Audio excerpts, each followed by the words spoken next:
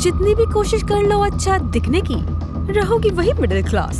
अगर सोफिया ने अल्हेंड्रो को जाकर ये कह दिया कि तुम उसे पसंद नहीं, तो वो किसकी तरफदारी करेगा?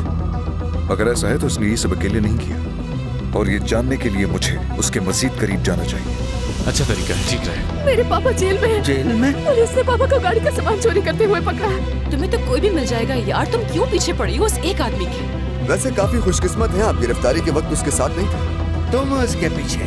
याद रखिए, किस्मत कभी भी साथ देना छोड़ सकती है। प्लीज यकीन करो मेरी बात का, मैं बहुत मोहब्बत करता हूँ तुमसे।